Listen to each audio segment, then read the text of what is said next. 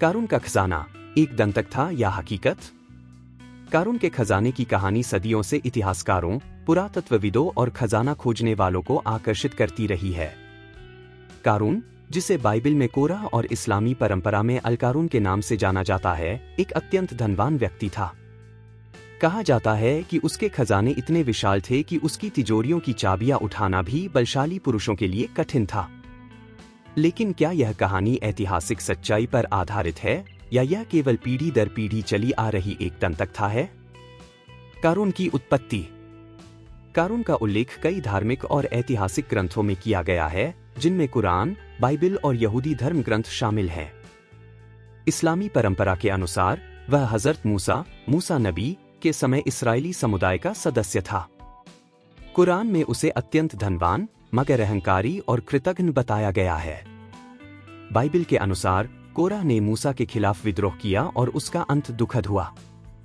कुरान की सूरह अल-क़सस 28:76-81 में उसका अहंकार और यह वर्णन किया गया है कि वह अपने धन को ईश्वर की कृपा के बजाय अपनी बुद्धि का परिणाम मानता था। उसका दंड कठोर और नाटकीय था। ईश्वर ने उसे और उसके खजाने को धरती में समा दिया, जिससे वह घमंड और भौतिकवाद के खतरों का प्रतीक बन गया। खजाने की दंतकथा। कारून के अपार खजाने की कहानियां सदियों से प्रचलित हैं। ऐसा माना जाता है कि उसका धन सोने, चांदी और बहुमूल्य वस्तुओं से भरा हुआ था, जिसे कहीं धरती के नीचे छिपा दिया गया। कुछ लोगों का मानना है कि जब कारून धरती में समा गया, तो उसके खजाने से भरी तिजोरियां भी हमेशा के लिए दफन हो गई। खोए हुए खजाने की यह धारणा कई खोजों को प्रेरित कर चुकी है, खासकर मिस्र में, जहां कुछ लोग मानते हैं कि कारून का खजाना फयूम क्षेत्र की कारून झील के नीचे छिपा हो सकता है।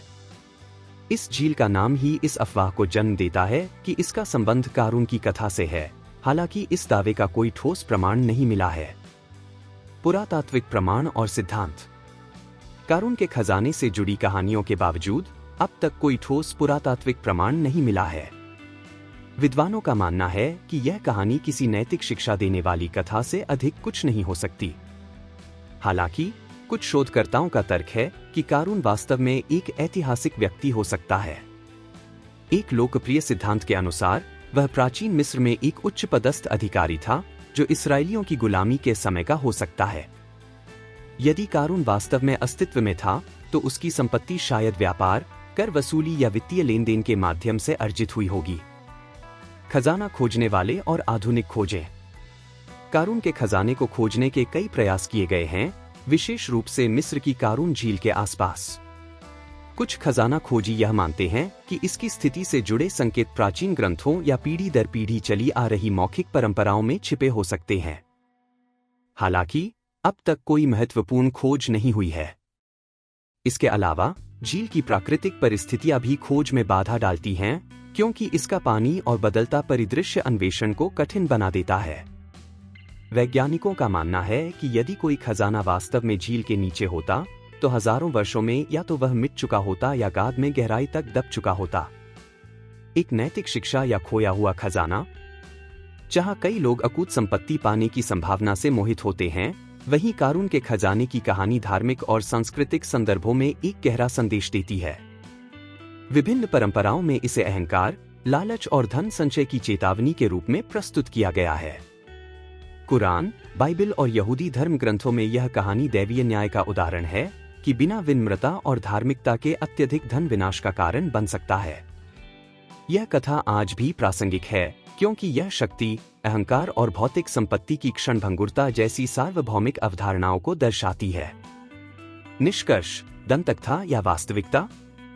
कारून के खजाने की आकर्षक कहानी के बावजूद इसके अस्तित्व का कोई ठोस प्रमाण नहीं है। पुरातात्विक खोजों की अनुपस्थिति इस बात का संकेत देती है कि यह कहानी एक नैतिक संदेश देने के लिए गढ़ी गई हो सकती है, न कि किसी वास्तविक घटना का विवरण। हालांकि इसने खोजी यात्रियों और इतिहासकारों की जिज्ञासा को कभी कम नहीं किया। जब तक इस खजाने के अस्तित्व का कोई ठोस प्रमाण नहीं मिलता, तब तक यह इतिहास की सबसे रोमांचक और रहस्यमयी दंतकथाओं में से एक बनी रहेगी।